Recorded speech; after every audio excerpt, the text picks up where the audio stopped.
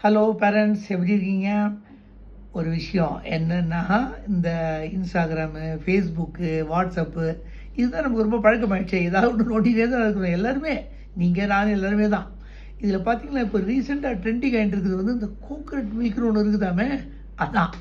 So அதை பற்றி உங்களுக்கு தெரிஞ்சிருக்கலாம். பட் இருந்தாலும் ஒரு ஒரு சயின்டிஃபிக்காக என்னங்கிறத பார்த்துடலாமா? ஓகே. கோகனட் மில்க் வந்து சத்துள்ளது, ஆனால் ஹை ஃபேட் கண்டென்ட். இதை நல்லா ஞாபகம் வச்சுக்கோங்க.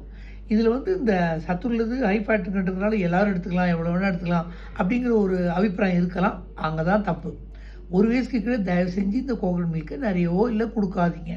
ஏன்னா எவ்வளோ கொடுக்குறீங்க, எவ்வளோ ஃபேட்டு போகுது உங்களுக்கும் தெரியாது, நமக்கும் தெரியாது. ஓகேவா? ஆனால் ஒரு வயசுக்கு மேலே ஒரு அடிட்டிவ்னா என்ன அர்த்தம்? உங்களுக்கு தோசை கூட, இடியாப்பம் கூட, ஆப்பம் கூட ஏதாவது ஒன்று கலந்து கொடுக்கறதுக்கு இல்லை தொட்டுக்கிறதுக்கு அந்த மாதிரி யூஸ் பண்ணிக்கலாம். கொஞ்சம் வளர்ந்த குழந்தைங்க, ஸ்கூல் போகிற குழந்தைங்களுக்கு ஓரளவு சாயந்தரம் வந்தால் நம்ம ஏற்கனவே நிறைய சொல்லியிருக்கிறோம். சாயந்தரம் வந்து இந்த காஃபி டீக்கு பதில் என்னென்ன கொடுக்குறது, இந்த மாதிரி ஒரு கோகனட் மில்க்லாம் வந்து ஒரு ஸ்மால் அமௌண்ட், மேபி ஒரு 50 ml ஒரு 100 ml கொடுத்தா அதுங்களுக்கு வந்து சத்துள்ளதாகவும் அமையும், ஒரு டேஸ்டியாகவும் இருக்கும். நீங்கள் ஃப்ரிட்ஜில் வச்சு சில்லுன்னு கொடுக்கலாம். இது எப்படி இருக்குது? ஓகேவா? இப்போது அந்த கோகனட் மில்க்கை பற்றி பேசுகிறோம். ஏன் டாக்டர் நீங்கள் இந்த கோகனட் மில்க்கை வந்து கொடுக்கக்கூடாதுன்றீங்க, ஒரு வயசுக்கு மேலே தான் கொடுக்கணுன்றீங்க, இப்போ நாங்கள் என்ன தான் கொடுக்குறது? ஒரு வயசு கிடையாது, ஏதாவது சொல்லுங்கள் அப்படின்னா அதுக்கு ஒன்று இருக்குதே. என்ன? கேழ்வரகு, கம்பு, சோளம் இதெல்லாம் நம்ம வந்து பார்த்துருக்கோம், கேள்விப்பட்டிருக்கோம். இது வந்து தினம் புழங்கலாங்கிறது உங்களுக்கு தெரியுமான்றது எனக்கு தெரியல.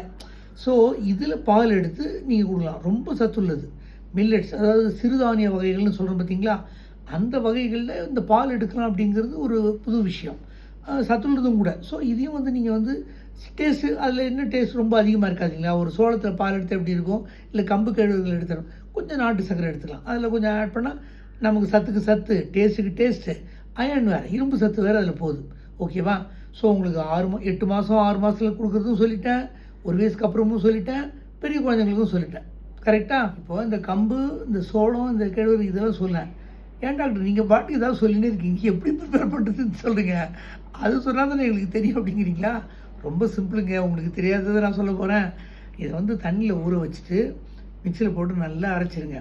நல்லா கூழ் மாதிரி எடுத்து அதை வந்து துணியை வச்சபடி கேட்டால் தான் உங்களுக்கு அந்த பாலுடைய அந்த டென்சிட்டி கிடைக்கும். நீங்கள் இந்த ஒரு சாதாரண ஸ்ட்ரெயினில் பண்ணால் உங்களுக்கு வராது.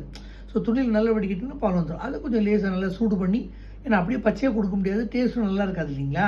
ஸோ நீங்கள் வந்து அதில் அதை வந்து கஞ்சியாகவும் ப்ரிப்பேர் பண்ணிக்கலாம். நீங்கள் இல்லை பாலாக கொடுக்கணும்னு ஏற்கனவே சொன்ன மாதிரியும் நீங்கள் வடிக்கிறதுக்கு அப்புறம் கொஞ்சம் நல்லா கொதிக்க வச்சதோ இல்லை சூட வச்சுட்டு நல்லா அதில் நம்ம நாட்டு சர்க்கரை இல்லை வந்து இந்த கருப்பட்டி வெல்லம் அந்த மாதிரி ஆட் பண்ணி கொடுத்துக்கலாம். டேஸ்ட்டுக்கு டேஸ்ட்டு நல்லாவும் இருக்கும், சத்துள்ளதாகவும் இருக்கும்.